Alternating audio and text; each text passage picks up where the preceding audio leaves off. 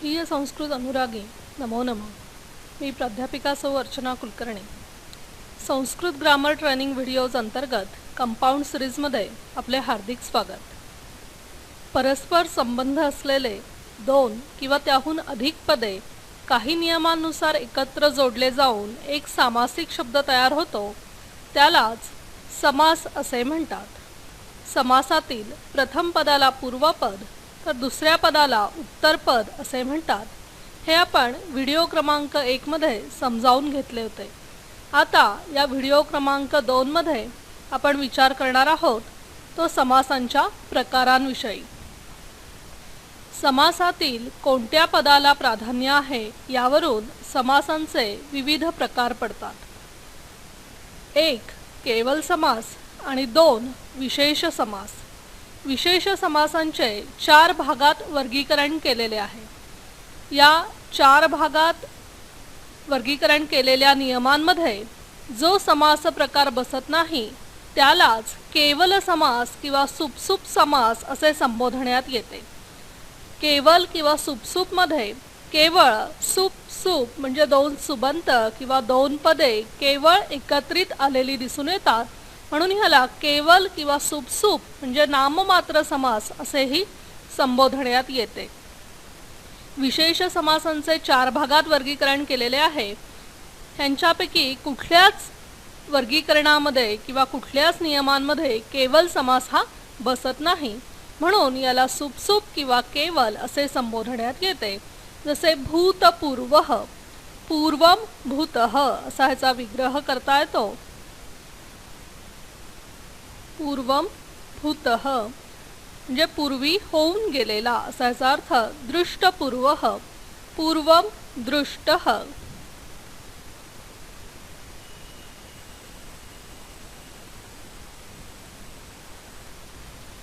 श्रुतपूर्वम, पूर्वम श्रुतः।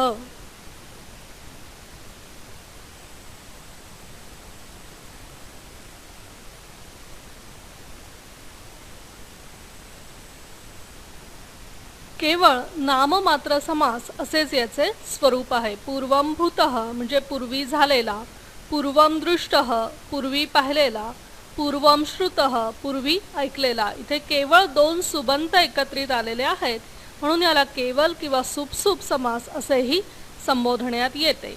आता आपण विशेष समासांचे कोणत्या 4 भागात वर्गीकरण केलेले आहे त्याचा विचार करणार आहोत। समासातील कोणत्या पदाला प्राधान्य आहे यावरून विशेष समासांचे हे प्रमुख 4 प्रकार पडतात। जर समासातील पूर्वपदाला प्राधान्य असेल किंवा पूर्वपद प्रधान असेल तर तो पूर्वपद प्रधान अव्ययी भाव समास असतो। जर समासातील उत्तरपदाला प्राधान्य असेल तर तो उत्तरपद प्रधान तत्पुरुष समास असतो। समासातील उभय म्हणजे दोन्ही पूर्व आणि उत्तर अशा दोन्ही पदांना जर महत्त्व असेल तर तो उभय पदप्रधान द्वंद्व समास असतो। आणि समासातील पूर्वही नाही आणि उत्तरही नाही अशा दोन्ही पदांना महत्त्व नसेल तर तो अन्य पदप्रधान बहुव्रीही समास असतो। पदांच्या प्राधान्यांवरून समासाचे विशेष समासांचे हे 4 प्रकार पडतात, हे आपण आता पाहिले। पण समासातील कोणत्या पदाला प्राधान्य आहे हे कसे ओळखायचे यासाठी आपण एका सोप्या युक्तीचा विचार करणार आहोत। आता इथे काही सामासिक शब्द दिलेले आहेत। उदाहरणार्थ पहिला सामासिक शब्द आहे प्रतिदिनम। ह्याचा विग्रह आहे दिने दिने। मराठीत ह्याचा अर्थ होतो दिवशी दिवशी किंवा प्रत्येक दिवशी असा अर्थ होतो। आता आपल्याला बघायचं आहे की यातील कुठल्या पदाला प्राधान्य आहे। प्रति हे पूर्वपद आहे तर दिनम हे उत्तरपद आहे। यातील पूर्वपदाला प्राधान्य आहे की उत्तरपदाला प्राधान्य आहे हे कसं ठरवायचं याचा आता आपण विचार करणार आहोत। यासाठी यासमोर सामासिक शब्दासमोर कोणतेही एक क्रियापद ठेवावे। उदाहरणार्थ इथे आपण क्रियापद ठेवूया प्रतिदिनम करोतु असं एक क्रियापद आपण ठेवलं की प्रत्येक दिवशी करावे।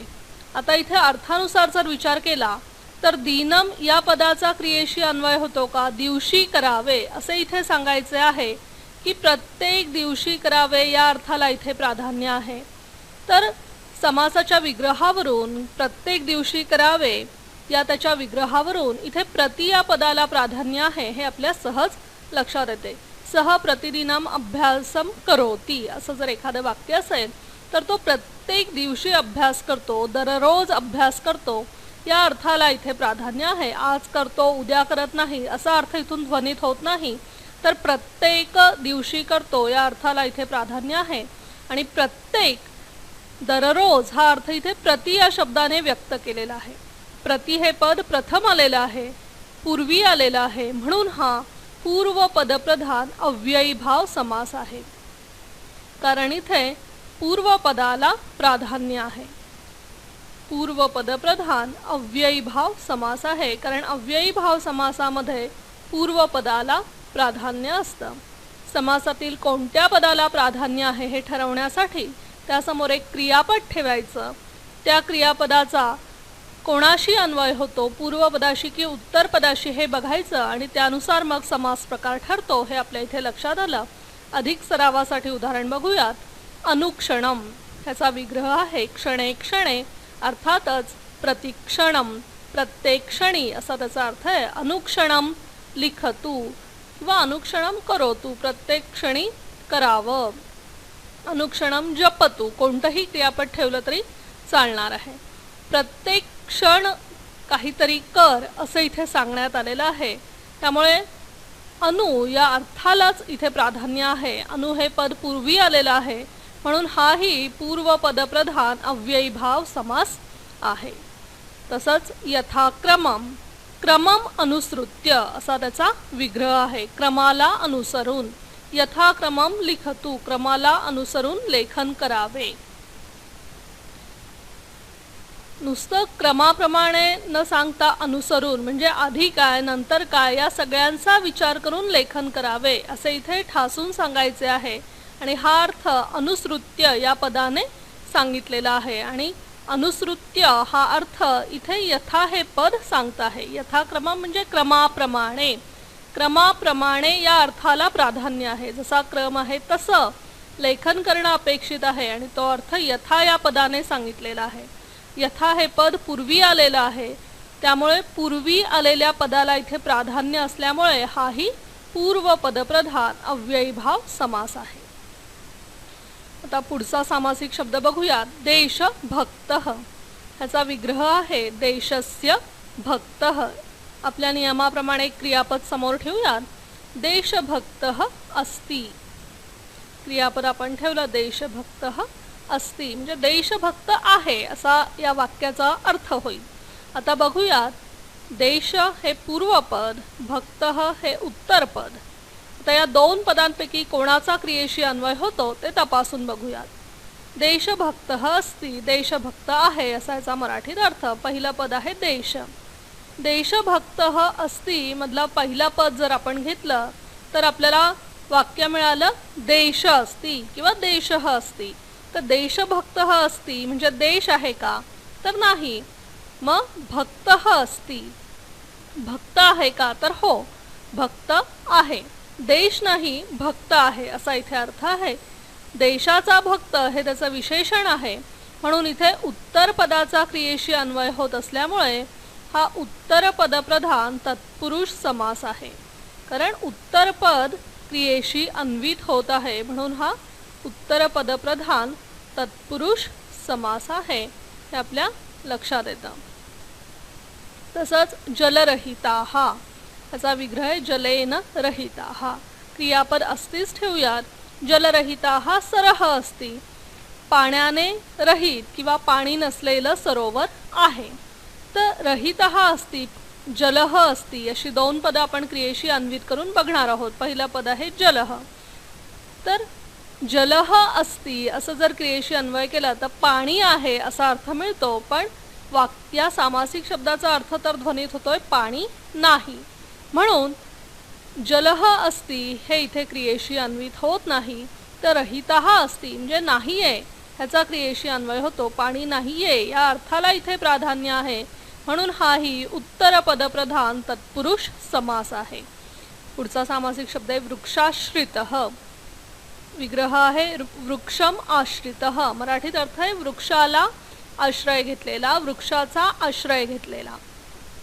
वृक्षाश्रितः वानराः सन्ति किंवा वृक्षाश्रितः वानरः अस्ति असं वाक्य आपण क्रियापद अस्ति समोर ठेवूयात आणि बघूयात. पूर्वपद आहे वृक्ष, वृक्षाचा अस्ति पदाशी अन्वय झाला तर वृक्ष आहे असा अर्थ ध्वनित होतो, तो आपल्याला इथे अपेक्षित नाही. आश्रितः अस्ति, आश्रय घेतलेला कोणीतरी आहे. आश्रितः या पदाचा जर अस्ति पदाशी अन्वय घेतला तर आश्रितः अस्ति, कोणीतरी आश्रय घेतलेला आहे असा अर्थ ध्वनित होतो आणि तो अर्थ अर्थातच बरोबर आहे, कारण वृक्षाचा आश्रय घेतलेला कोणीतरी आहे असाच अर्थ इथे सांगायचा आहे. म्हणून उत्तर पदाचा म्हणजे आश्रितः या पदाचा क्रियेशी अन्वय होत असल्यामुळे हाही उत्तर पद प्रधान तत्पुरुष समास आहे.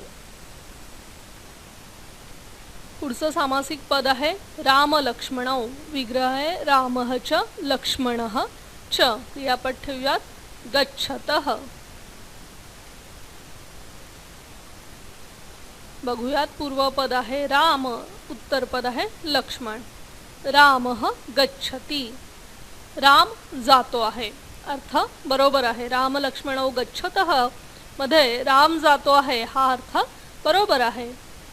लक्ष्मणः गच्छति, लक्ष्मण जातो आहे हाही अर्थ बरोबर आहे.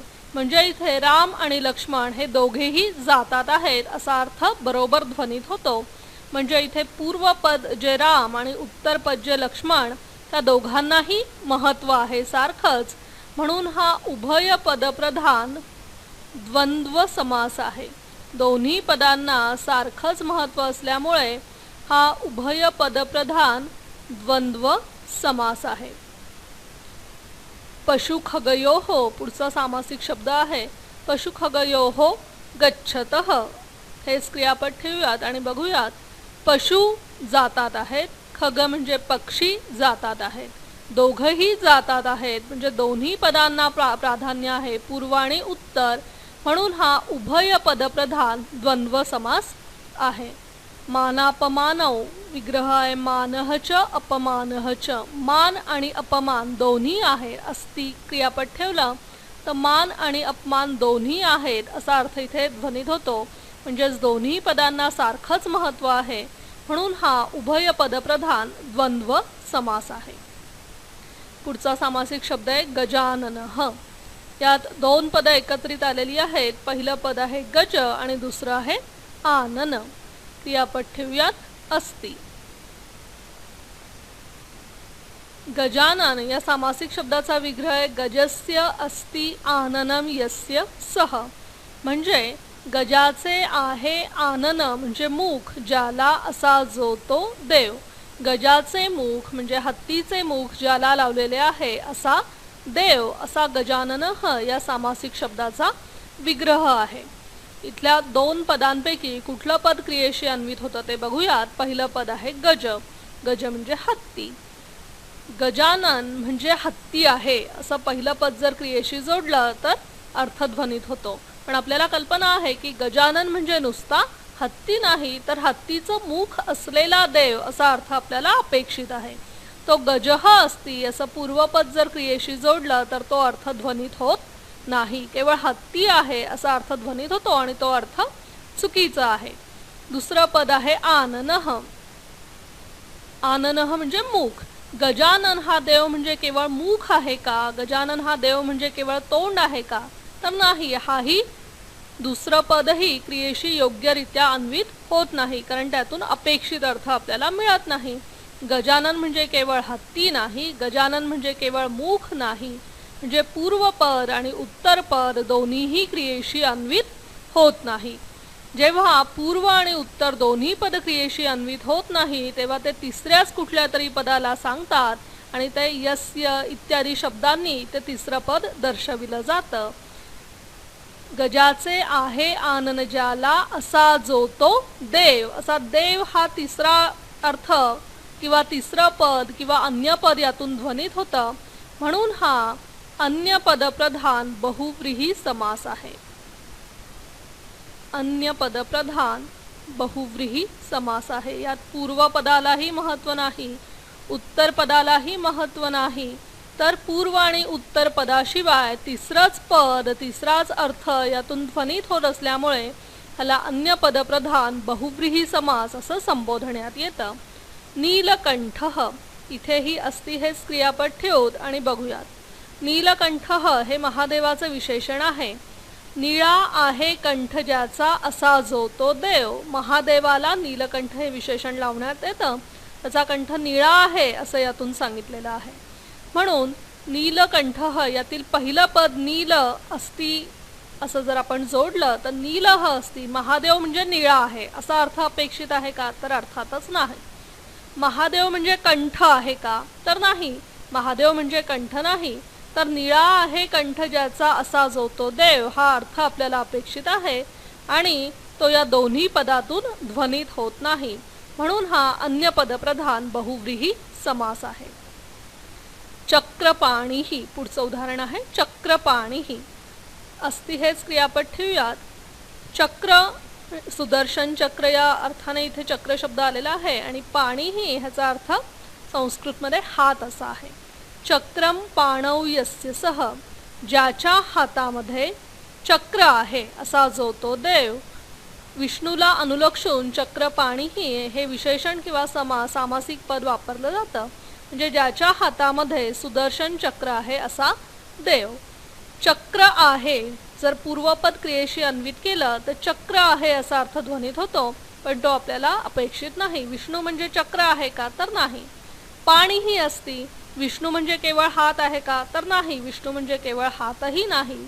म्हणून हात आणि पाणी हे दोन्ही शब्द, हात आणि चक्र हे दोन्ही पद क्रियेशी अन्वित होत नसल्यामुळे आणि ही दोन्ही पदे तिसऱ्याच पदाला अन्य पदाला सांगत असल्यामुळे हा अन्य पदप्रधान बहुव्रीही समास आहे.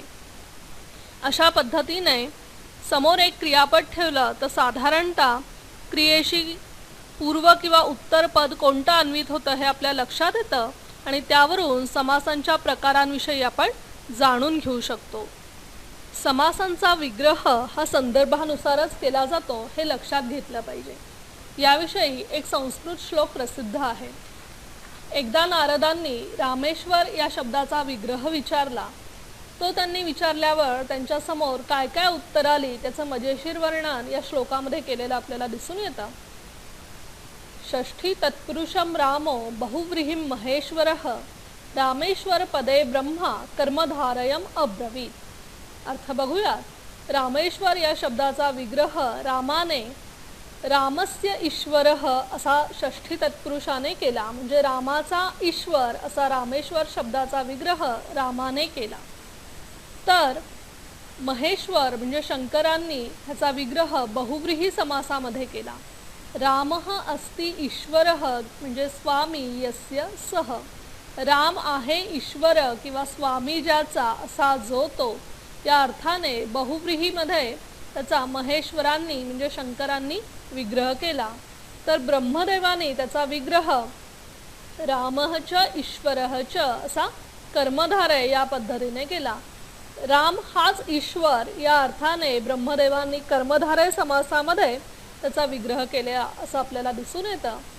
यावरून आपल्या असं लक्षात येतं की संदर्भाला महत्त्व आहे. संदर्भानुसार एकाच सामासिक पदाची असे वेगवेगळे विग्रही कधीकधी होऊ शकतात हे इथे लक्षात घेतलं पाहिजे. भाषा अभिव्यक्तीचे समास हे समर्थ साधन आहे हे आपल्या लक्षात आले असेलच. तर पुढच्या व्हिडिओजमध्ये एकेका समास प्रकारांविषयी आपण सविस्तर जाणून घेऊयात. धन्यवादः. पुनर्मिलामः.